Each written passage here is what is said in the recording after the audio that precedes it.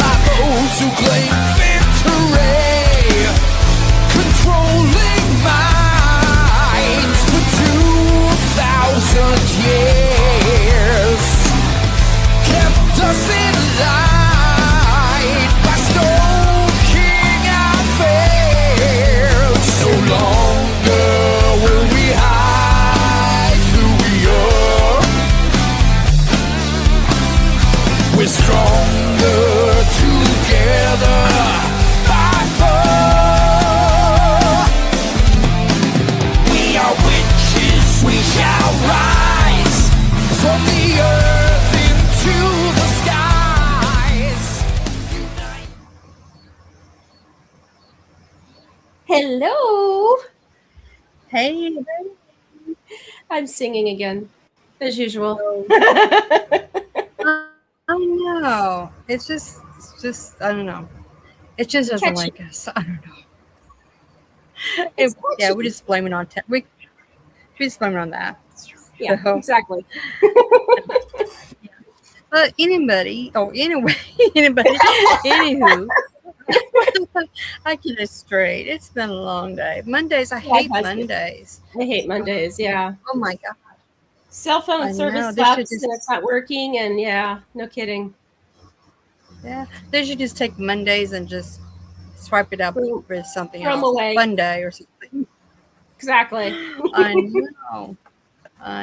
But anyway, to the audience, welcome to Within the Cauldron. And tonight we do have another paranormal team that is coming at you. So let's get our spook on. And my dear sister, why don't you introduce our guests? Absolutely. Darkwoods Paranormal is hosted by Raven Knight and Gabriel. Gabriel Von Graves. Two investigators driven by a shared passion for exploring the unexplained. Gabriel's curiosity began in childhood with experiences he still can't fully explain, grounding his work in skepticism and evidence. Raven is a fearless seeker of truth, always willing to ask the hard questions and step into places others avoid. Together, they balance belief with critical thinking, creative conversations that challenge assumptions rather than reinforce them.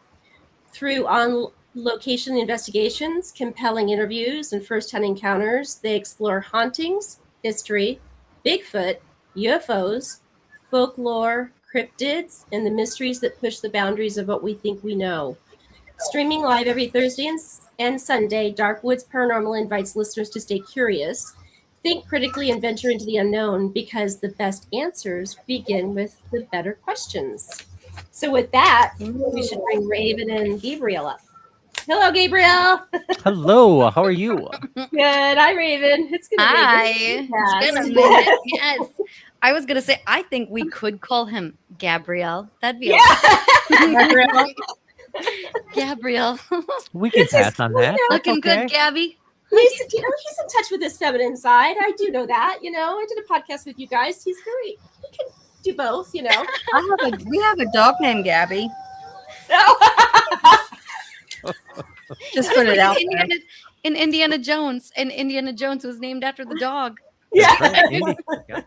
Yeah. Oh, Wow. that's funny. So I want to question you first, Raven. Okay. So Okay.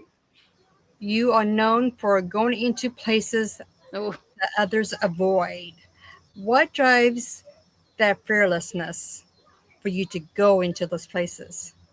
sometimes it's fearlessness and sometimes it's stupidity. I'm not quite sure which the answer is. Yes.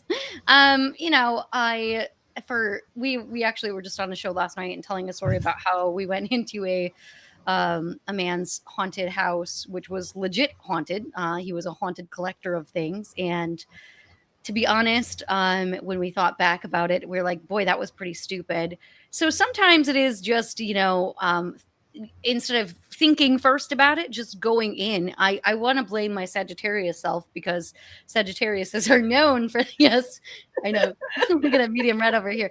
Like, we are known for that, just dive first and ask the questions later, which is not always the best idea, but I've always been like that. That's just who I am. I've done stuff like driven from Wisconsin to Maine on a solo road trip before, like without even really like without even having a real plan. It's just the way I am, I guess. But Well, yeah. and to that, I think, and correct me if I'm wrong, isn't there a photograph of you getting into a coffin? If I Yeah. remember correctly, I thought Actually, I saw. Gabriel and I both got into a coffin before. But that wasn't even, the coffin was nothing compared to what do you want to call those, like an ice chest or Oh yeah, like, where they and store the cold storage for the bodies. Yeah. yeah, we both have done that before as well. So that was even more than the coffin, because that one they actually, At the door. shut the door. Yeah. Yeah. How was that? I actually thought about that. How did you both feel about that? I'm going to answer first and then I'll let Gabriel answer, but I thought it was relaxing. I was like in there, I had my phone, I was trying to like record, any kind of like, if, trying to ask questions, see if we could get anything, but I was like, this isn't too bad. I actually thought that was more comfortable than coffin. So that's where I was at. Spoken like a true paranormal investigator. It's like, comfort level. This isn't that bad. Yeah. I just need this break. Leave me for a minute. Leave me for 5 minutes and I'll be out in a second. I probably do the exact same thing as you, Raven. I'm a Scorpio, and sometimes I can cut loose and just do some things that spontaneous, and then after I do it, it's like, okay, another stupid thing for me to mark on my calendar that I did. What about you, Gabriel? How did you feel about that being in there? I think there's some perspectives that the living shouldn't have or experience. I think to reflect back, I don't think the human mind is supposed to be able to be comfortable in like caskets or even the ice chest like we're at, because it is a very unique perspective, and it makes you reflect on your life itself. At least it did for me when I was sitting there. I do think that, as Raven said, it's a metal table, so it is cold. It does have the eerie element because people that are in there usually have passed. Mhm. The casket itself, I actually thought it was very uncomfortable as well. But Oh, yeah. they're not made for comfort. They're Right. they're made to be a resting place and for the living to come and mourn. Right. So you say that, but I think one of the things about that is when people have passed, they don't know, or like we assume, right? Like they don't know their body or their spirit isn't going with them into the casket or into the ice Right. box or whatever Right. you're calling it. Correct. So I mean, we've had people, when I posted that video, some people did say it was disrespectful. Oh, they hated you for shouldn't- that. They Yeah. did not like that. But Yeah. at the same time, I'm like, well, but that's not really disrespecting the Right. dead. Really, Right. it's just getting a different perspective, as you're saying. It's not like we're mocking, what people are going through. We were just trying to see if we could get any kind of responses. The Mhm. person who owned the place that we went into the casket at, she actually said that people had gone into the casket and had Mhm. more responses and more, so that's what we were doing. It wasn't Right. like we were just like, hey, let's get into a casket. It's funny and fun and, but that, I mean, it wasn't like we were trying to be disrespectful or anything like that. But, when it comes to that, I wasn't, my mentality wasn't like saying, oh, I'm doing this for living, fun. yeah, or that the living is, not supposed to know what this feels like, because when we die, we won't realize that we're even there. Right. Correct. You'll be far gone before that even that element Yeah. ever enters anyways. Right. And There was that a wasn't a spirit, real yeah. casket. It was actually a show casket. It's a model of what it would be shown at a funeral home of what you could buy. So Right. Because we were at a funeral home. So Yeah. Right. Yeah. Was it Coalfield Manors? it was. It was. Yeah. Okay. That sounds familiar. Good memory. We had what's her name on the show? Now I totally am blanking out on her name. Coalfield Manor. Heather. The owner. Heather. Heather. Yeah. Heather. Yeah. Thank Yes, you. yes, I yes. can't I was think like, of last name. Memories. It's I Heather. can't Yeah. think. Yeah. I remember her Yeah. dog. What was her dog's name? Oh, Sue. Sue. There was I a- loved there her was a dog. boy Her dog named was awesome. Sue. Her, Yes, I yeah. loved Boy her named dog. Sue. I love that. We That's so wanted to cute. take her dog home with us. Another thing that would fit in my pocket, just like Raymond. That's what I was just thinking. You take it. He was like a little Frenchie. He was Yep. cute. He made weird, Oh. like snorty sounds Because he was having a hard time breathing, but it's cute, you just a know? Frenchie. Yeah, it's fine. Although when we were interviewing her, and we did hear a disembodied voice. A couple times, actually. When, Wow. Yeah, Cool. and I really hoped we had gotten it on the interview, but we didn't. But you do hear us, like you see us get distracted. You see Gabriel, or you hear Gabriel in the background asking if we heard a voice, and we had, because we were like, what is going on? Like, it's but the dog actually came over at the same time, and the dog started whimpering right as Gabriel said, Gabriel said what he heard was, "It's just me." Yes. And as soon as he said that, the dog, so Sue, started whimpering, and it was it was crazy that the dog actually was kind of responding to that as well. So, well, we were interviewing Heather. You and Heather were interviewing. I was manning the camera, and then off to the side, there's a little room that's the embalming table, and I heard shuffling. I heard like whispering. So I kind of moved over to that area, and I'm like, "Is anybody there?" And then they responded, "It's just me." I love it. Yeah, and it was clear as day, and then the interview stopped because you guys were like, "What are you doing, Gabriel?" I'm like, "There's somebody back here," You see it. No, in the interview, you see her, like, she's very distracted Yes. when I'm asking She questions. absolutely is. You're moving over there. She's getting distracted. I had heard it, but I didn't know where I had heard it It from. came from. Like, yeah. And so I'm just like, okay, what? And then that's kind of how that all. It was like a little boy voice, and the conversation was, "What are they doing?" I think is what I heard, and I thought maybe it was a bunch of kids on the other side of the building or something, but there really isn't. There's an abandoned building behind that, and that's why that got my curiosity. I'm like, well, there's nothing over there. We just kind of walking the building, So Right. it was very interesting. It was a very interesting place. It was. I think she said there was a lot of activity in the bonding area. Yeah. When you think of it, yeah. Because I think we asked her, like, what was the most haunted room in your home, and she said that was one of them. The embalming. That was also where I caught an EVP. It was just basically a little underneath what I was saying. It went and again sounded like a little child. Yep. And then we did catch another like EVP too, as well. Actually, before we even got that little and I'm talking, and it sounds like I'm chewing Something gum. But I yeah. don't. But first of all, I did not have gum, and I don't chew like that. Now, but on the audio, it literally just sounds like just smacking, and then as I'm asking questions. But that was in the embalming area. Yeah. It most certainly was. Yeah, very That's interesting crazy. place. If you guys ever get the ability to go and visit it, you definitely shall. It is a wonderful drive because it's beautiful in say. West Virginia.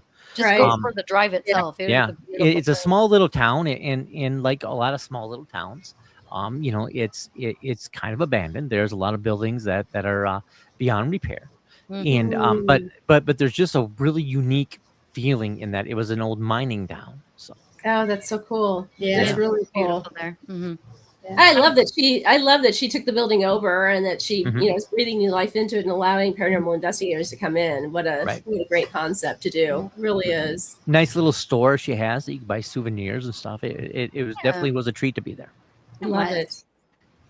So She was Gabriel, telling us a lot about it too. And then one of my friends, Mimi Watson, who works for the SK Pierce Mansion, she knew her. So it was kind of like, it's like in the paranormal universe, it's like everybody gets to know everybody, and it's kind of It's a small world. It is a small world. Yes. It is. I think Go it's a big ahead, world, sis, but I'm a small sorry. world. Yeah, it's a big world, but it's a very small world. So Gabriel, you had unexplained experiences since childhood. That is correct. Yes. What is that experience, and how have those early moments shaped the way you investigate today? Well, as a young child, just like an adult, I have a hard time sleeping. I've never been able to actually, rest peacefully. And as a young child, I grew up in Farmington, Minnesota, which is a small little town, kind of by St. Paul. Hmm. And we lived in a generational house where my grandparents lived there before me and their grandparents before them.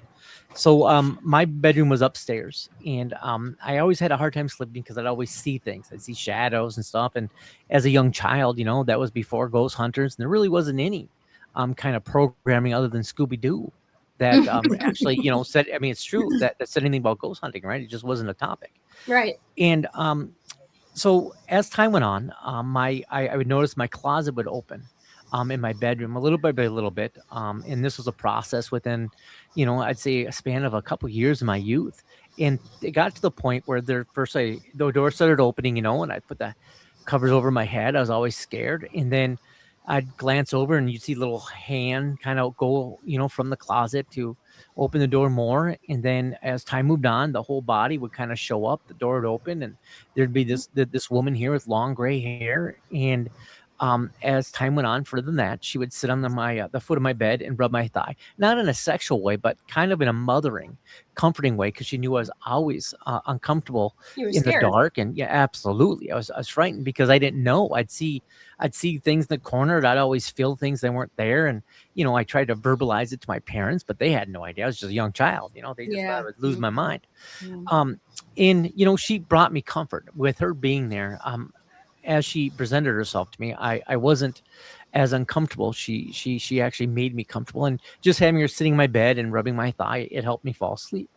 And fast forward about 10 years ago, I'm in my 50s, and I'm sitting there with my mother, and we're going through an old photo album, and all of a sudden she flipped a page, and I stopped. I'm like, that's the woman. And she goes, well, what woman? I said, that's the woman that came from my closet.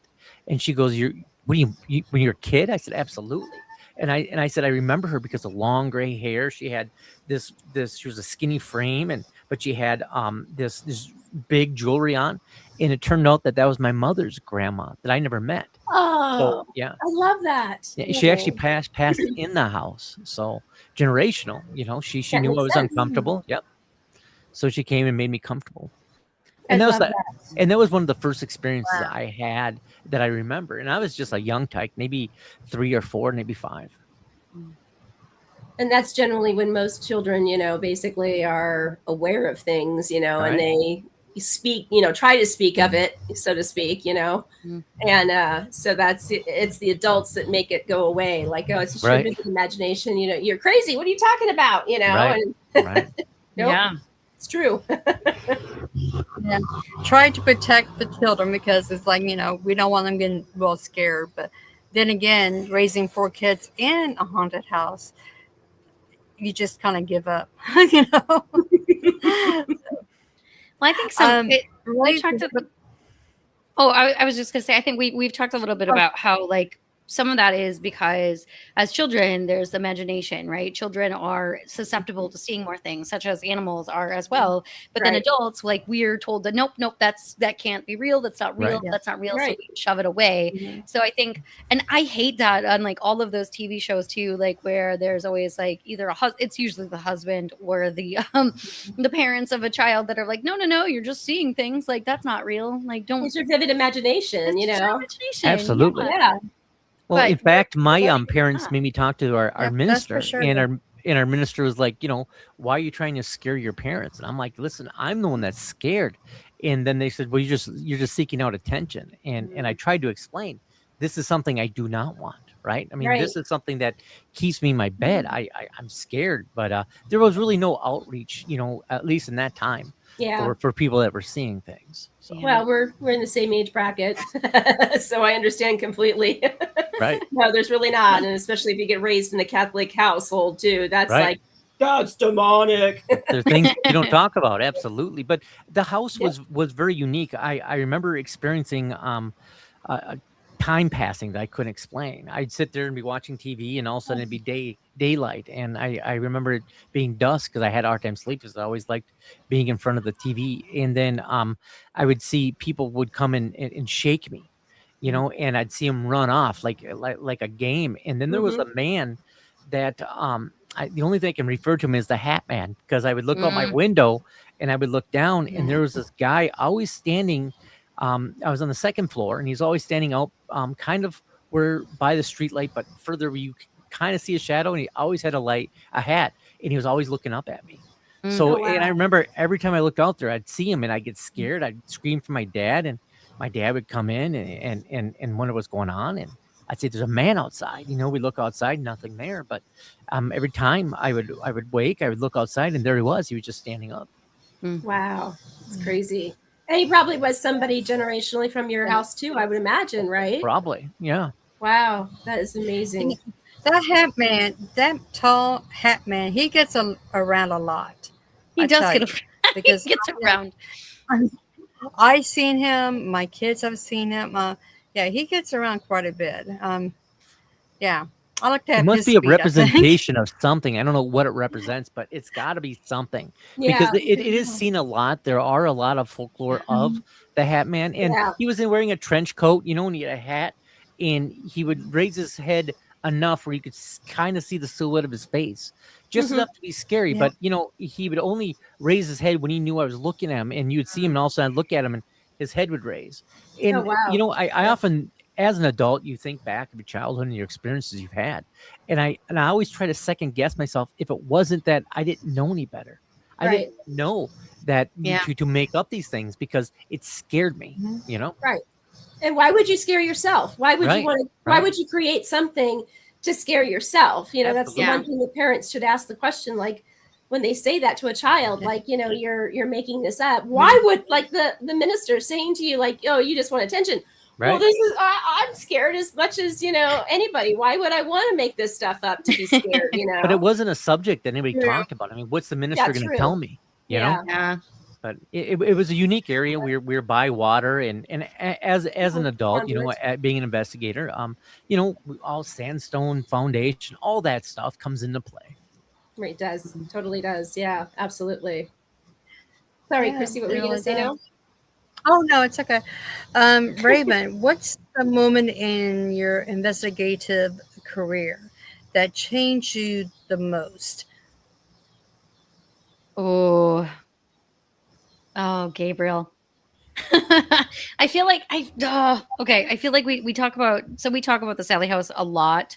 I hate to bring it up so often, but the fact is that it was a really big moment when it comes to like paranormal investigating, when it comes to a lot of things. Like in the intro, it's true. I am the person that went in, and I still do, like, seek things out, but we had this experience in the Sally House, and it wasn't necessarily what happened inside the Sally House, because we had so much going on, and especially at that midnight hour, everything switched, and the entire room, like the entire place, changed. Wow. It was actually, I was gonna say, when I was going up the stairs, it was midnight. Everything had switched. I didn't know what everything had switched. We just heard like maybe footsteps and voices upstairs. And I, of course, get up and start, hey, I'm just going to go and check this out. Like, here I go all by myself. And like Gabriel and our good friend Dave actually were like, oh, we should probably follow her. We should probably like not let her go up the stairs by herself. So they followed me. And at the top, like as I'm getting up those stairs, like, and of course, remember, I'm the person that goes into these places like on purpose by myself for fun. I was like, oh, my heart was beating fast. Like it felt really heavy. Like I was legit like, ooh, I don't even know if I want to do this.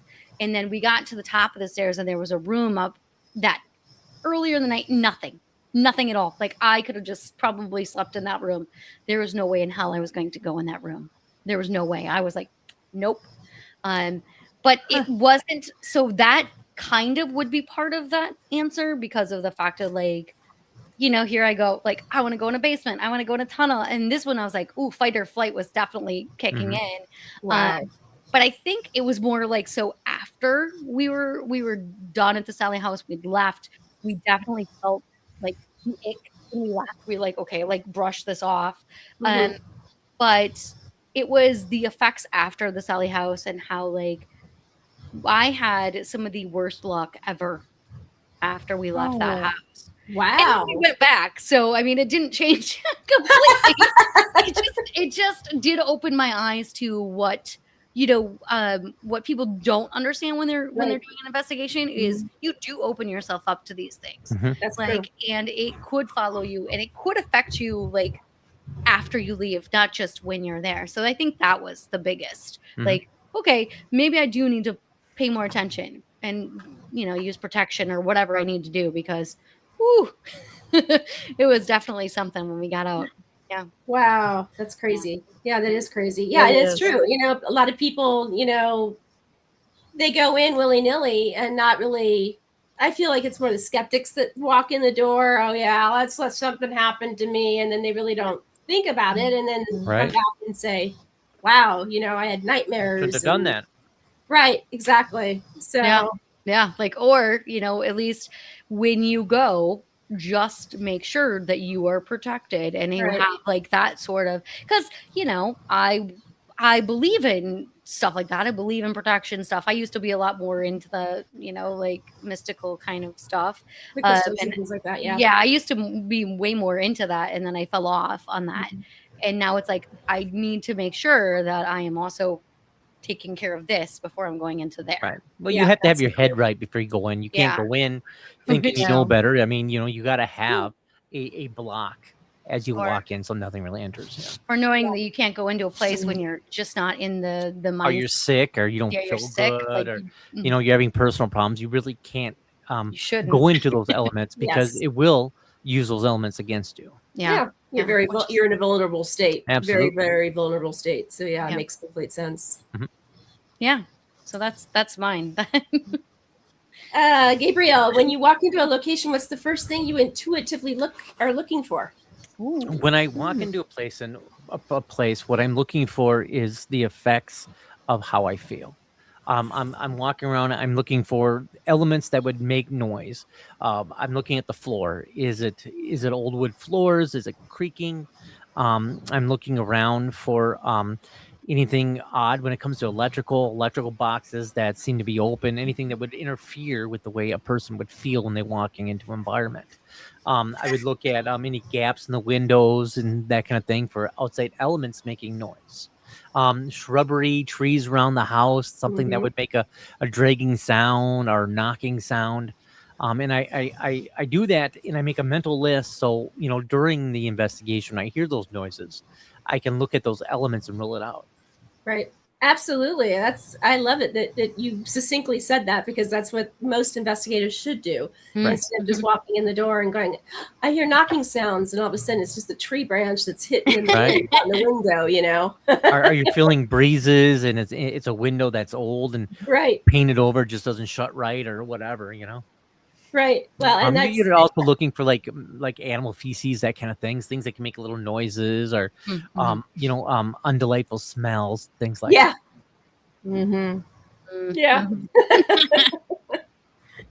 Which kind of gives me another question here, and either one of you can answer it. What questions do you wish the more people in the paranormal will ask when they go on investigations? Do you want to take that, Rave? I will start it. I'm sure you'll have an answer here as well, Gabriel. But I think one of the biggest things is like, what actually is the history of this place, right? Like they take it at face value a lot. I think they say, oh, again, we'll then we talk about Sally House, but there was a little girl named Sally that died here, and this place must be haunted by a little girl named Sally. However, there is no historical records that say that there was a little girl named Sally that died in that location. So, like, I think that people should really be a little bit more like in that, like, not just take everything that they hear as face value, because that's just not the way it works. And we also know how stories pass from one place to another. Absolutely. They get overly Exaggerated. Thank Right. you. Like that's just something that happens a lot, and people just they run with it and they say, oh, this must be true because I heard it from this person who heard it from this person. And it's a stupid game of telephone. So I think It really is. like they should really go in there and also question what they experience as well. Not everything is paranormal. Just as Right. Gabriel was saying, like the house will make noises. These other things make noises. These other things could be causing those things to happen. So I think that that's part of it too. So I don't know, That's a Gabriel. very good answer. I usually like to look at the individual that I'm interviewing that lives in the house, see if they're the one manifesting Mhm. these kind of elements. You know, when you're Yeah. checking, when you're talking to them, you're asking about their mental state. Are you happy? Are you hoping that this place is haunted? Stuff like that. Elements that that would bring in those kind of things. You know, I'd ask for religious backgrounds. You know, do you do Ouija boards? I think questions on the human element that's in the house is Mhm. very important because you can rule out a lot of evidence and a lot of the circumstances that happens that you could be Right. surrounding that person, not necessarily a house. Could be situational. I mean, is the house all messy and disorder? As we know, a disordered environment creates chaos. Chaos Mhm. invites stuff in. Right. Very rarely do I go to a place that is all nice and clean and put together, and there's any kind of elements when it comes to anything paranormal there. I'm not saying it happens. I'm just saying more often than not, when we go investigate a property, there's a great deal of disorder that Mhm. attracts that kind of activity. Right. Chaos Very, attracts very chaos. well. Chaos creates chaos. Absolutely. Yeah. Yeah. And I to know your when I point, I watch. had a Oh, go ahead. no, I was gonna say to your point, I had a case similar to that where the house was completely like almost a hoarder's house, Mm. Right. and the ex was a drinker, and he'd come over to the house and they would fight. They created this whole negative manifestation of energy in the house. So you're absolutely 100% right on that. Have you guys ever heard of Gary Spivey? The name sounds familiar. I He haven't. was a psychic, and he had a theory. He wears this really weird white kind of hair toupee thing on that he wears. um, and he had a theory that demons and ghosts and elements like that, they are like cockroaches, like bed bugs. They kind of attach to certain elements. And I Mhm. think there's a grain of truth to that. I agree. You know, if you're a chaotic person and you attract that element. There's demons that make you drink, sexual demons, you know, all kinds of stuff. And you can always tell from the eyes if someone's having, you know, difficulties in places, and when you're talking to them, are they fidgeting? What do their eyes look like? Because the eyes are the window of the soul, and you can always Mhm. see, at least in my Mhm. perspective, the Right. element Oh, of that great. in their eyes. Yeah. Yeah, that's perfect. Very well said on that one for sure. That's totally true. Yeah. Absolutely. Wish more people thought like that too, you know? Right. But I think Right. that kind of makes the difference between an investigator and a ghost hunter, you know? Right. Right. It does. It's It does. good. Very rarely, I think places are haunted. I think there's a lot of elements you can rule out.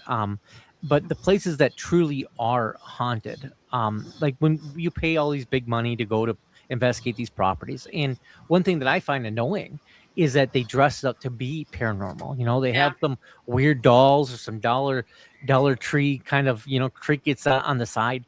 And I think a lot of the I'm willing to spend the money to go investigate a beautiful old mansion Right. for the delight of seeing the structure, you know, the craftsmanship that went into it. But when they start putting dolls and stuff and fake backstories, I think they do a disservice to Yeah. the paranormal world. I wish they would just let the environment tell the story itself. Right. Yeah. Yeah. Agreed. Totally Yeah. I agree went on off on a that. tantrum there. Sorry. No, absolutely. I mean, this is No, it's educational. I love it. He's Before got we plenty- continue, I want to bring up a question from David Wells. What investigation gave you a paranormal hangover, if any? That would definitely be the Sally house. Mhm. And the reason being is because there was a situation we involved ourselves before we got to the Sally house. So Mm. I think we brought elements from that Yeah, to the we Sally did. house. No. In us, Raven Knight, us, and a couple of the investigators are there. We actually ended up having nightmares for almost 2 weeks to up to a month afterwards. In fact, before the Wow. investigation, I actually had nightmares about there. And my nightmares afterwards was me actually waking up in the Sally house, Oh, and not wow. being able to leave that space. So to me, it's more of a psychological element. I do believe that there is an element of a portal there that does kind of enter into the equation when it comes to what makes the Sally house the Sally house, even though it's not really the Sally house. There's no Sally there. But I Yeah. do think that There's it was something. probably broader because, as we know, people go investigate properties. They bring all their garbage with them to Right. manifest stuff, and they're trying to summon stuff because, you know, they're geniuses. And I think with all that energy there has created some Mhm. kind of portal, and you can feel that, as Raven talked about, feeling the environment switch. I mean, it Yeah. was a very comfortable Mhm. environment, as in, it felt like your grandma's house. You were Hmm. very comfortable there until it wasn't. And it was just Yeah. like a switch. It lasted about maybe an hour and a half, and then boom, it And was it was done. exactly back. Yeah. And Yeah. it was hard, like you're walking through molasses. It was hard to walk in that space. The And, space that and we were just in. yeah, and Yeah. we were sitting there with the lights off. We were just having a normal conversation. Um, the backside of it is the people that were that were manning the cameras were watching all kinds of stuff happen around us. We were unaware of Yeah. until this happened. All of a sudden, there were all these orbs, and I'm not a big orb thing, but these Mhm. orbs were not shiny; they were dark. Right. And we did an SS session when I was sitting on the bed, and you seen this great big huge black Oh, that thing. Yeah. mist that was over me, and as I was talking, It was a I was shadow. crunching further and further down because it was squeezing me. And a Wow. lot of the elements that I was saying, that I was hearing, had a lot to do with a property that we were just at. And the backstory of that, if we have time, Oh. is that we were we checked into our VRBO. The gentleman that owned the property, he was there to show us the property. I've never we travel a lot. That's the first time that's ever happened. Yeah. I was gonna say, yeah. Yeah, you meet this guy. He's like, "Well, I want to show you around the house." We're like, "Yeah, okay." He was literally showing us how to turn on the water. This is hot. This is cold. This is Yeah. your light switch, and all useful stuff. If I never walked in a house before, it's good stuff. But I've lived as an adult for at least a year and a half. I'm good with it. And then he goes, "Well, why are you guys here?" And I think that was the element he was there to search out, not to show us around the property, but it's an area that we stated that wasn't really frequent. There's nothing there. So I think his curiosity came from, why are we there? Yeah. So he asked us, what are you here for? I'm like, well, here to investigate the Sally house. He goes, oh yeah, the Sally house, yeah. And then he was telling us that he owns a haunted church, and I'm like, oh, that's cool. And he goes, by the way, guys, I own a haunted mansion. It's just right across the street. Would you like to see it? And We're like a bunch of dumbasses, we put our phones down. Nobody knows where we are. We're gonna go in this guy's house all alone. He claimed to be a vampire. The house definitely had elements in it that I do believe only happens when you call negativity in a Mhm. space. And he had vials of blood on his mantle because he was a vampire. He had elements that I think shouldn't be interacting with each other. He was a collector Mhm. of Mhm. paranormal antiquities, is what he called them. Tapestries that would follow you. Everything had a backstory. Everything had its own element of eeriness, and you could just feel it. We were just drenched in this kind of sorrow that all these Wow. things had. And he had a backstory about his child being. He had twins. One twin died. The other one lived. And but there was no evidence that a child lived with them. So I think he went through such a traumatic event that he created an environment that he could live in. Right? I mean. Right. When the heart breaks, so does the mind, and sometimes Right. the mind has to come up with his own reality to get through. And he was a very, very nice guy. He does a lot of stuff for the community, but he showed us around every aspect of that house. I didn't see any element of any child living there at all, because, as we know, children come with messes and smells and all kinds of stuff, and there was no teenage boys. Teenage come with boys, messes yeah. and smells. He said that he had a teenage boy, and he had all the pictures of his child that passed, but no pictures of the child that lived in the house, and it was a very unsettling situation. But the guy was very, very friendly, very, very nice. He didn't kill us, thank God. We don't think he killed us. No, I mean, he actually had we caskets could in be in his his basement right yeah, now. well, he had caskets in his basement. He had about 7, something like that. They're all stacked up somewhere on the ground that he slept in. He had a raven, a live raven that That was cool. that lived in a cage that Raven Knight here was able to touch. So I it did was a get very to good hold a raven. experience. Oh. However, I do think that we did end up getting something attached to us, because I think it spilled over to the Sally house and amplified whatever was there. 100%. Yeah, 'cause I was going to ask you, like, you talk about it changing, like, as an hour and a half, and it changed. Do you feel like Yep. it changed because of that? that happened prior, or is there something else that's going on in the house that I think still that the happens house. regardless of that? I think the house changed. The witching hours, if you will, no pun Yeah, it was like intended. midnight when it Yeah, changed. it was. but It was yeah. about 1:32 o'clock, I think, is when it switched, and it was No, such I a. Was like it earlier than that? 12:04. It was 12 like before?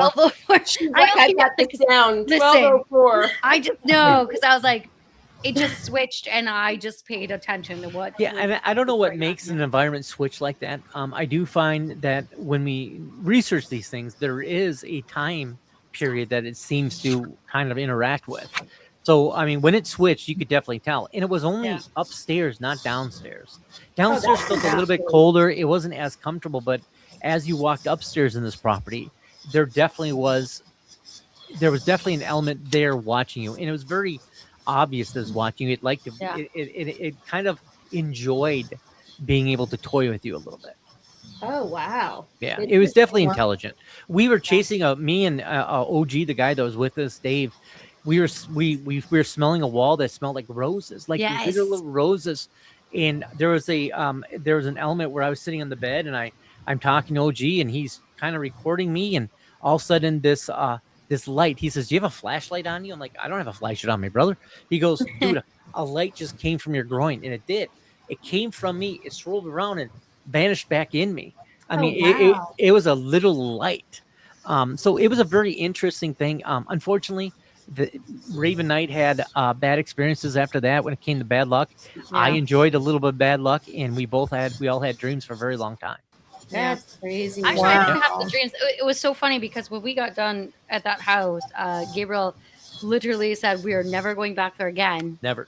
And then we got invited back and we went back. But Never the say second never. time, but that I was think the we're more craziest part. prepared for it the second time. Yeah. We were you know, more prepared for it the Our, second our time. mental states were different. We didn't have any of the same experiences at all the second No. time, except for the fact that when we got back, I remember, we leave. Usually when we leave from a place, we leave super early in the morning and we drive all night and whatever it is. Yeah. We get back to the house, and I remember I got back to my house.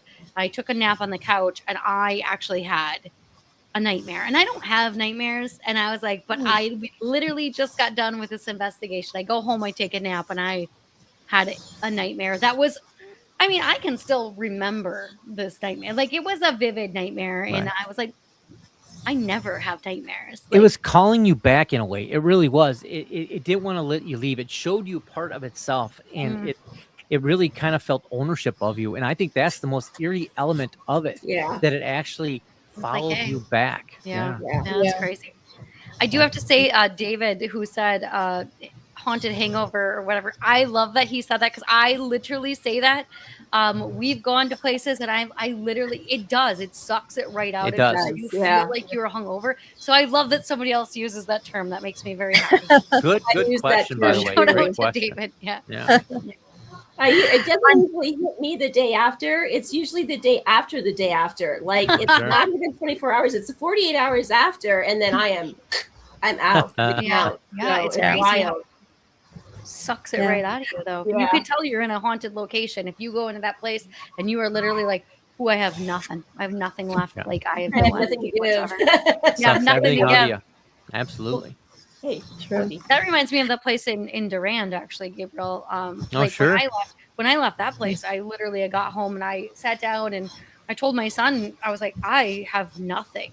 Like, I was so exhausted, and I was in. You that should space tell him for, that like, story. That was a very unique story that we experienced. yeah. Well, I was gonna say you were the one who actually had a really, really good experience, and then so I don't know if you want to start I the can. story. Sure.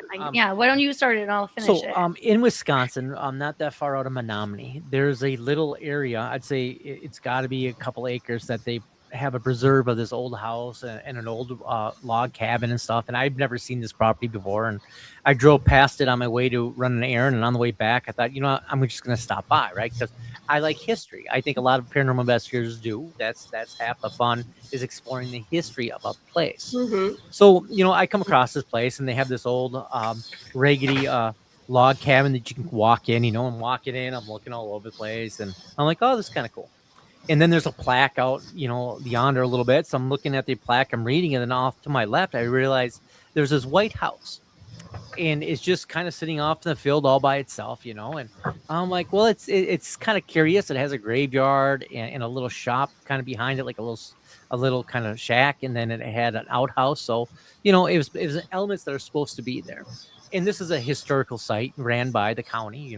So I walk in there, and I'm walking around the property on the outside, and I'm looking around, and I'm peeking in the windows. I'm like, oh, that's kind of cool. I mean, it's all furnished and stuff. And I'm looking through the front, and it's all nice, decorated in this really old furniture stuff. And I look to the right, and I see a figure walking upstairs. And it startled me because it's at 10 o'clock in the morning, and I wasn't expecting that. I mean, it gave you kind of a vibe when you're kind of walking around it. It felt out of place. But then I see this translucent person start walking up the stairs, and I'm watching this thing walk up, and I'm like, am I just seeing that? That's 10 o'clock in the morning. Of course, I didn't grab my camera because when things like that happen, your camera's right in your pocket. You don't bother. You're just watching, Yeah.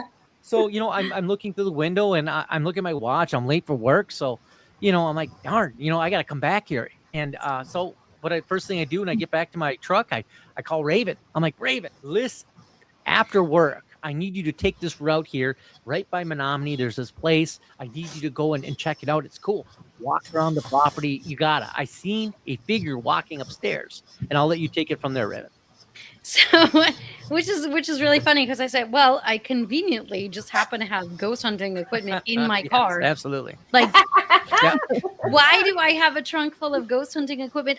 I do, and I still do, and I probably shouldn't admit that, but I do. And I was like, yeah, all right, why not? I'll go check it out. So I make the drive after work. Right. And I was like, okay, well, this place does have a vibe to it, like it does just have this interesting vibe. And I already know his story. I already know what he had said. But I was like, okay, like I'm gonna walk up, go up to the the front of the house, and I'm like, I call him because he's worried about me. He's call me when you get there. Well, she's 3'2". She could get lost in the Yeah. tall leaves, right? So, I mean, there's long grass. I didn't want her to get lost. Thank you. You are so kind. I am 5'2". Thank you. There might even be a half there. My bad. My bad. Make it. That counts.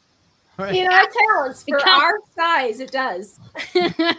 So I walk up, and I'm like, okay, well, I'm on the phone with him. I'm like, I'm gonna try the door. I'm gonna see if the door will open.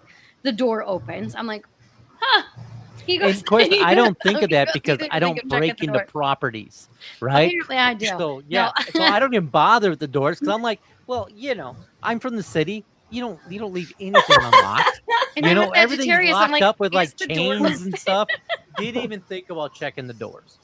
No, so I like, I'm gonna go in. I go in, I start looking around, I'm on the phone with him. I'm like, okay, well, this is an interesting place. Like, it does have this heavy feel to it. Like, it definitely feels interesting.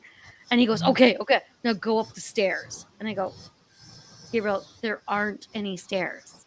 And he's like, go up. I'm getting frustrated He's getting at this frustrated point. with me. He's like, I'm like, it's right there. Go up he the is stairs. literally acting like I don't know what stairs look like, and I'm I have no explaining idea how to stairs find to her them. at this place. He's I'm like, like, they go you up. stick one at a time and they go up. Look for that. It's elevation. Find that, and I'm trying to explain stairs to her because I'm assuming she's just lost her mind. It's right there, I say. He thinks I just can't see Yeah, these stairs that apparently are right there, but they're not Right in there. front of your face. Your little Right. 3'2" face, It's right? right there. Yeah. I'm short. I didn't see them. No. That's right. So, but I was like, but as I was on the phone with him, as I'm like looking around, I did look into a closet. And then it just hit me. I'm like, I should go back and look into this closet again. So I just open that door and I look into the closet and I just see a shelf. I'm like, well, there's no stairs here, like whatever. But then I turn my head and you see literally the bottom of stairs that are right here. And it's like, holy crap. Because when you first enter the door, they have built a wall or whatever so you cannot go upstairs. It is covered now. There is no way to get up there. But in that closet, you see the bottom of the stairs. And he goes, how would I have known that? I said, I have no idea. I have no And idea. there's no Wow. furniture in that house at all. There's I no said, "Raven," furniture. I said, Raven, look around. It is fully decorated. No. And she goes, Gabriel, there's There's nothing here. nothing. I said, are you looking with your eyes? Because it's right there. like, listen, I know my eyesight's not that great, but trust me, I am not missing this. And it was very interesting. It was a very interesting situation. I I love don't. the dichotomy between both of you seeing the same location, but through different, perspectives. Yes. Absolutely. And he's even I like think take we pictures and experienced take it in like different timelines. I thought I saw it as a past timeline, and Raven saw it as a present timeline. yeah, Right. and I will say, so here again, I am by myself in this place, which I've got some equipment, so I'm like, okay, well, Gabriel, I'm gonna hang up on you because I'm gonna do a little quick investigation, and I'm in the space. I'm trying to get like EMF detector. I'm trying to do some readings, whatever, and as I'm walking out of that room and I'm walking toward the closet door that I just saw the stairs and stuff in, and that door is shut. And as I have this on camera. I still have not posted it yet because I also know how people are in comment sections. Yeah. But so I start walking toward that door. And so you get my camera, like it's looking at that door and you see how shut it is. And then I start to turn to go into that next bedroom. And as I'm turning to go into that next bedroom, you hear a click. And you hear me just like have a heart attack. The door has literally opened by itself. It is opened about an inch.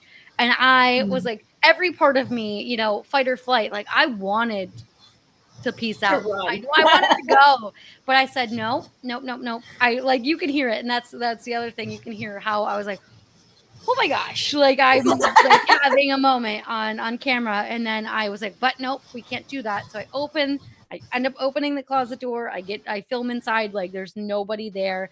I close the door again. I close it all the way. I walk by it. I'm like, okay, we're gonna see if I can recreate this because maybe I walked by and maybe I bumped something. Maybe this happened.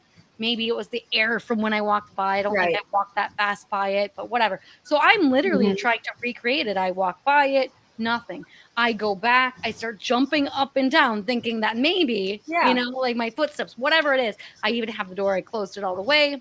I closed it part of the way. I could not get it to redo it for the life. So, of course, I call him. I'm like, holy crap. The door just opened by itself. And then I did end up staying for a little bit longer. Actually, I stayed for a little bit longer to see what else I could get, but that was it. And but they did have plaques in there about the old occupants. But the people, yeah. Yeah. There was a whole family. There was a woman who wrote, there was a thing about, she was an author. I can't remember exactly what she wrote a book based on the family. That was her family that had lived in that property. But that's why it's like a protected place now because she was like some famous author. The book that she had went out. And it was actually a well-known book. But I mean, you got the feeling in that space too. Like I literally got the feeling of that they were watching me. Somebody was watching me. They didn't want me there.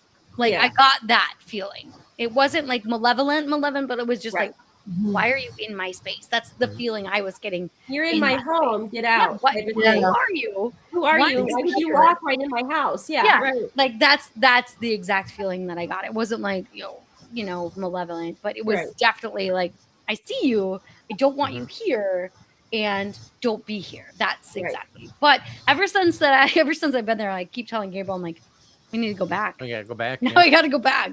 I want to see if what else we can get, and that's in this location. But it was and to see if maybe Gabriel picks back up again, like the stairs are there, and I see somebody walking, and I see the furniture. I mean, that was like when you were telling the story. I mean, it was a perfect segue to doing that because you're so engrossed in seeing this house in your mind, right? And then you're like, "There's no stairs, there's no furniture." It's like, I mean, it was a beautiful banister, and that's why that struck me first was it was white. Someone painted it white, and it was so beautiful and went up as old wood. It was kind of rounded, And then when she told me it wasn't there, I'm like, you don't understand. There's steps. They're right there. I'm trying to tell it. It's right there. Live on air, you never told me that the banister was white. It was a white banister. Do you know that the bottom of the stairs were white? No. Well, now I do. But it was a white stairs, and then I saw this thing moving, and it was a she, and she looked at me. She was wearing like a nightgown, and she turned at me and then started going up the stairs, and that's what struck me is there's something moving up there because it was so translucent. You can Right. you can see the figure, you can see the shadow, the outline of the face and stuff. But it had long hair and it was a little bit shorter. And she was just kind of going up the stairs, but she was gliding though, you know. She Yeah. didn't have the movement as you go. She was just gliding. Yeah. Was it you weren't getting the? Yep. Wow, that's incredible. I love that. That's Yes. you can have an artist, draw what you saw, Gabriel. I mean, I that like would that be really idea. cool. Yeah. I have an artist that I can refer you to. I'm trying to think. I'm trying to remember where he's out of, but he's I think he's in Florida actually. He does all of my spirit art for me that I very cool. do. And so, like for instance, when I like the investigation I'm going to in Michigan, I already have the little boy drawn, ready to go. In fact, David, the one that you're seeing on here, Sure Paranormal, I've actually even submitted the drawing to him so he could see, this little boy. But I take the description and basically like talk about everything, and then he draws it. It would be really cool if you did that, Gabriel. Oh, Yeah, that would be absolutely so would cool. be. And That then to would show be- Raven, so Raven would be able to like see it through your eyes. It's Right. really I cool. love that. And I mean, I would assume because it is part of a historical society like building, there should be some sort of blueprints or something, right? Like Yeah. you would Or think that they would pictures, have usually. Photographs, pictures yeah. of something, yeah. And I do know it was funny because I was on the phone with him, and there is a thing about the person was a writer, right? So she wrote stuff about being in the attic and the family being in the attic. And so I think that those stairs do lead up to the attic. And I remember what I was telling Gabriel on the phone when I read this little plaque thing about that, which he didn't go in the house. He had no idea that this plaque even existed about their. Why would I even check doors to see if there's Remember, he's not a Sagittarius. Yeah, he's not a Sagittarius. He doesn't check the door. we don't break into things. Yeah, neither does Sagittarius is. But yeah, so I wondered like if that's that the attic was, I don't know, just the hiding space of. Sure. Well, it's interesting that they walled it up too. Well, I I mean, suppose for insurance reasons that the county can't have people walking upstairs, unsupervised. So. huh, I don't know that's how really good the wild. stairs are. But that would be interesting if you did get in touch with an artist and Yeah. they come back and tell us what the artist did.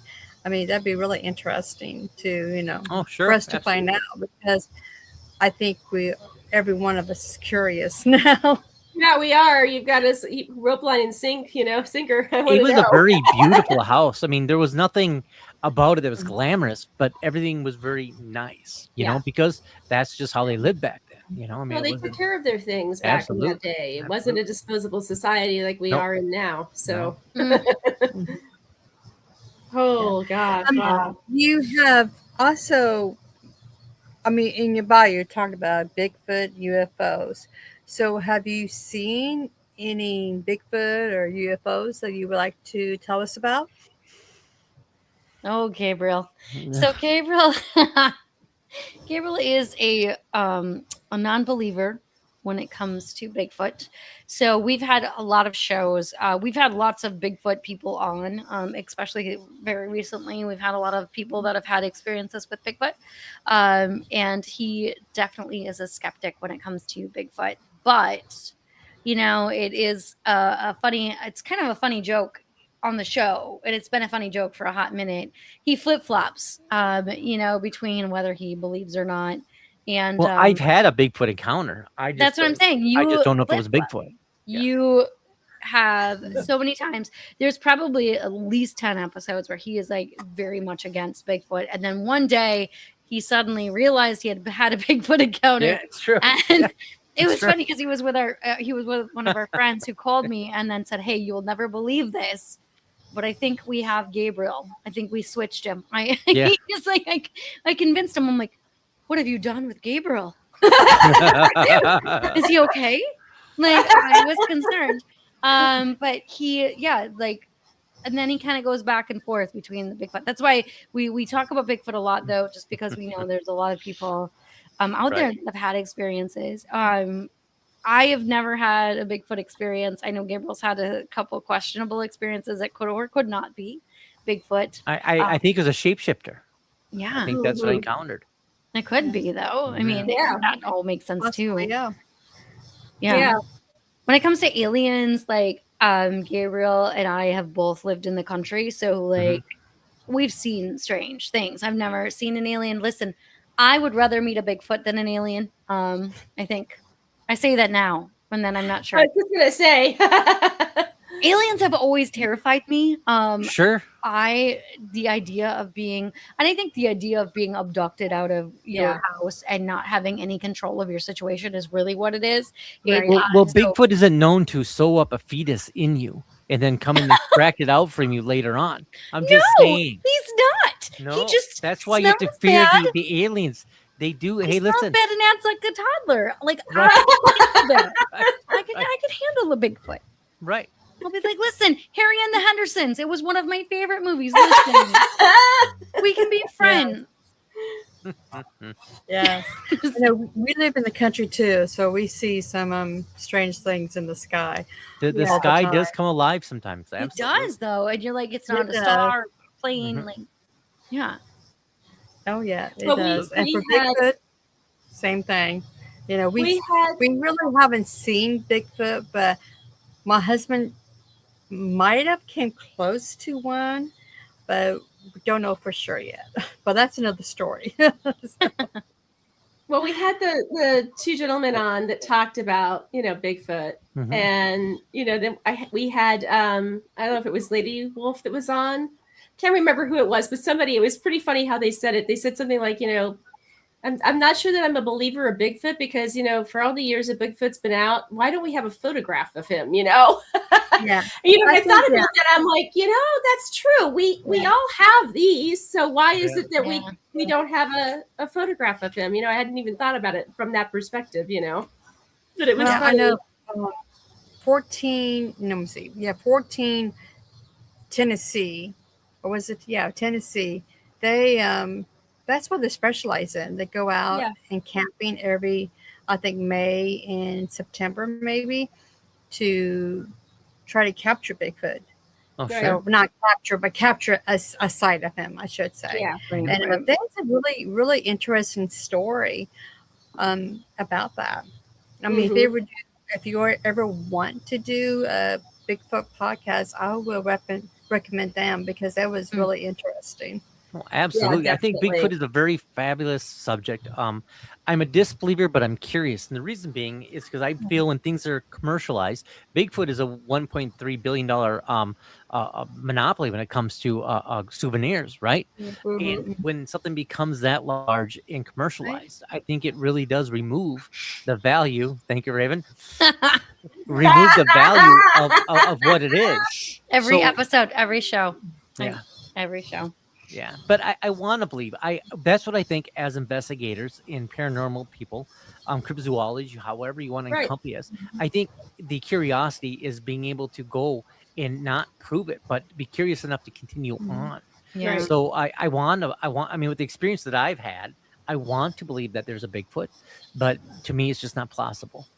I don't know. I still think it could be. I'm still there. We had the last person that we had on to talk about Bigfoot was a very The Iceman. Yeah. no, not that guy. I mean, that was a Bigfoot. That was Yeti. Joel. We had Yeah. Joel Sturgis on last night actually, and he talked about the Iceman, the Minnesota Iceman, Minnesota which was Iceman, a Bigfoot, which is an interesting story. You really should check it out if you haven't heard it. But we also had Matt Langford on the show, and he came up to us at the Bigfoot. We did go to the Bigfoot convention or Bigfoot festival in Stanton, Kentucky, not too long ago, and he came up. Beautiful area. Recommend it. Oh, I Absolutely. loved it there so much. But he came up to us and told us this amazing story about his Bigfoot encounter, which legitimately changed his life. He never believed in Bigfoot, and then he saw this creature across a field, and it changed everything for him. So we had him on the show. It was a very, very interesting story that he told, and I was like, I don't know. I mean, I think that at the very least, he believes it was a Bigfoot. I know that we've had a lot of people on the show that believe that what they've encountered was a Bigfoot, and again, on our podcast, when we have people on, when we interview people, we don't try to discredit them. You know, Right. they have a story to tell, and it is important to let them tell that story. You Right. know, whether we believe in that story or not, like these people that come on, they 100% believe that this is what happened. But Right. as a secondary theory, just recently, as Monday, I was driving. I live in the country. I was driving down my country road, out of leaving my house, go to work, and I saw a bear. Mm. This bear actually stood on its two hind legs and ran. Right, Mhm. it had human elements as it was running. Right. And it wasn't a Bigfoot that we saw. I was with my son. It was at 7 o'clock in the morning. It was a bear. Mhm. So I can see, as I picture that thing running away, I can see how people would mistake something like that as a Bigfoot. Right. We just had the perspective that we see them all the time, right? Yeah. So I Yeah. know what it is, but they do stand up, especially when they have that Yeah. human element after they run and they're in weeds and they kind of stand up. They do that little, Yeah. they do have the mind is wired to recognize things. So when it sees things it doesn't understand, Or what fill does in it the do? blanks. It Yeah. tries to fill in the blanks. So I do Right. believe that it is very possible and feasible that what people are seeing are bare elements in their mind is Mhm. just making sense of what they're seeing in terms that they can understand. Sure. Right. Well, or you think of the Beast of Bray Road. Beast of Right. Bray Road is probably a mangy wolf dog. with mange, or a Yeah. dog with mange. That's probably what it was, and that makes 100% sense. But you know, at the time, like somebody, or you know, it's the power of suggestion, right? So Right. somebody says, "Oh, this big beast like followed me and chased my car," whatever it was. But then other people, when they see something, they're gonna, "Oh, this must be the same thing." Like It's Bigfoot. Yeah. Right. You were chased by Bigfoot. It sounds similar. It sounds exactly like it. You know that. Yeah. But on cryptozoology, I can tell you that I've seen things that aren't that makes me believe that there's something out there. I was cleaning my garage one day, and it was at 3 o'clock in the morning because mind you, I don't sleep very well. And I was cleaning my garage, as any guy knows. When you're working on projects, for some reason your tools get spread out everywhere, and then you get tired. So you're like, I'll clean this up later. So I get up, I can't sleep. I'm in the garage, and it's summerish. And I was only last year, and I was picking up all my tools, and then I heard a goat. Now I have cows, and I don't have goats, and it made that goat sound, and it was right outside my windows on a garage. The windows are a little higher up, about head Right. level. And I stopped and I'm like, well, that's unusual. I live by a lot of Amish people. And I thought, well, it's not unheard of for their kind of animals. I mean, to get out. Right. And then it did it again. And I saw something in the window. So I went out my back door of the garage and I saw this thing. It was skinny. It was tall and it was running and it leaped over the fence where, it separates the field for my cows. And it leaped it and cleared it in such a manner that it was like not even there. And then I saw it just blaze through our field. I know what I saw. I heard the goat. It wasn't a goat that was running. I do believe it was a shapeshifter. And I can't explain where shapeshifters come from. Wendigos, I know Wendigos were a product of the Native Americans, right? So, is that a breed of a Wendigo, or is a Wendigo a shapeshifter? So there are things out there that I think does kind of yield to, we don't have the answers. Bigfoot, perhaps, dog man, who knows? Yeah. Yeah. Yeah. Well, it's just something we gotta let as podcasters, we just have to let the audience, decide. Be Absolutely. neutral and just make them let them decide. And speaking of podcasts, you do now. It's down below, going across as a banner. Darkwoods Absolutely. Yeah, and your TikTok and also your YouTube. I hope it's correct. It That- is. It is. Yay me! Yay. So, Yay, you. I did something right. No. So, how long have you now? Are you podcasting together as host and co-host at the same show? Right? Yeah, about 2 years. Yeah. 2 Yeah. years. I think. Oh, Yeah. Wow. Going on to 3, maybe. I think we're going on to 3 now. 3, yeah. Well, We've congratulations. been we had Yeah, such a awesome. wonderful roller coaster. I mean, we've been all over the place. We've met Oh yeah. wonderful people. I mean, we've it's met hard the to keep coolest track of all the people, places yeah. we've been. I was gonna say we launched our podcast. It was the craziest idea, but it was brilliant via Gabriel von Graves. Right, We launched our podcast in Eureka Springs, Arkansas on Halloween, and this will be the third The zombie crawl. zombie crawl. So that Mhm. means this is coming on 3, I think, Gabriel. Yeah, it is. Wow, that's Holy crap. awesome. I love it. Actually, so before we got together and did this paranormal podcast, I did a true crime I did 2 true crime podcasts Yeah, before yeah, that. true crime. True crime. And then met Gabriel, and he wanted to do a paranormal podcast. And interestingly enough, at the same time, the true crime group, because there was about 6 of us, I took a 2-week hiatus, a little bit of a break from being on the podcast. And in that 2 weeks, they all got into a giant fight and broke up. And Gabriel's like, hey, You got some free time. How about we got talk free about time. ghosts? Yeah. No, and I've always been very much interested in the paranormal. So yeah, it was just a natural, yes. Like, yeah, let's do this, Awesome. So yeah. But gosh, that's crazy to think that it's been, this 3 is the years. third. Yeah. Eureka Springs, Arkansas. That's always Mhm. going to be a real cool, special place, just because we launched this podcast right out of there. That's awesome. It was very cool. That is. Are that you going is to do very some more with the true crime? I thought I saw something. We actually will be doing Are you True weird? Crimes She's doing this. Wednesday. Yeah. She's doing this. We will be doing a True Crimes feel like- Wednesday, so we're I feel looking like you're forward to paying that. attention to Yeah. what I have going on. I love that. That is awesome. I do.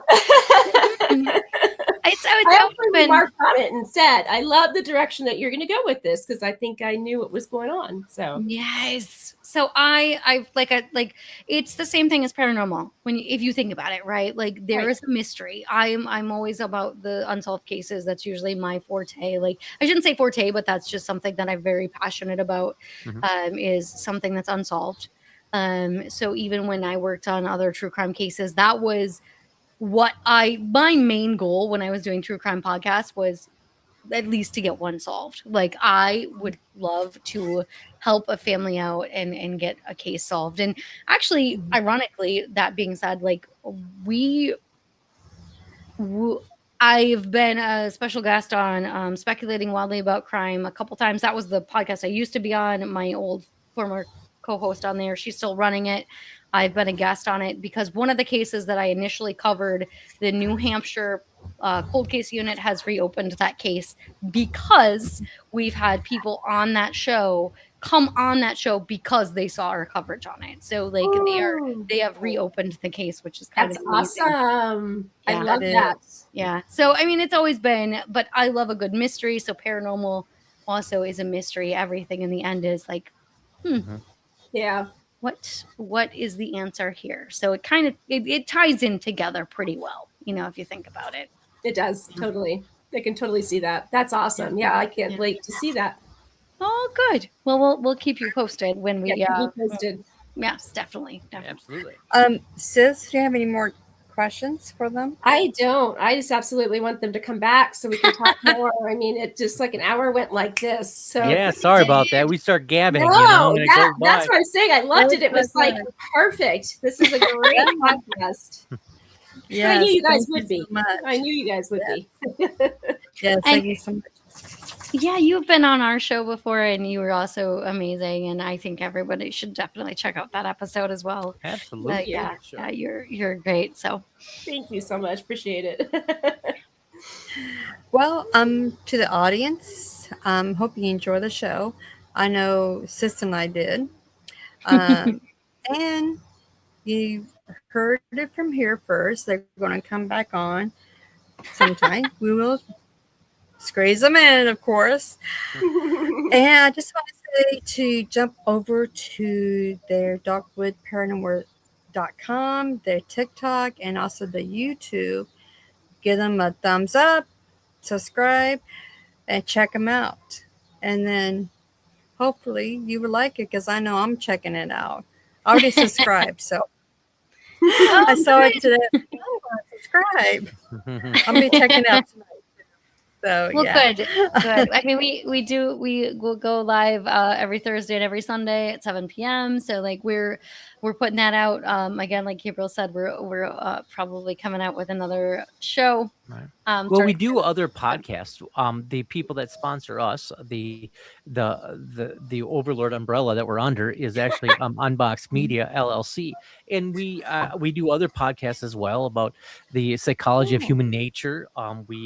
I do Aging with Dignity. I do one about seniors, and then we'll be doing one about true crime. And it's actually the dark side of human nature. And Ooh. we'll be covering also the business side of it. There's a lot of businesses that you could say is a true crime as well that defrauded. So I think that that's a very interesting element that Absolutely. we're going to try to add in there. So check us out, darkwoodsparanormal.com or unboxmediallc.com. Awesome. Wow. Thank you for that. And yes, check it out. I will be checking it out too as well. And I just want to say, everybody, good evening and many blessings to everyone out there. Absolutely. Please subscribe to Within the Cauldron. Give us a like and a share. Go over to mediumredaz.com. Check her out. She does fabulous readings. And until next time, everybody, you have a great night, everyone. And Blessings. stay with us for just a few more minutes, guys, after Yeah. our Absolutely.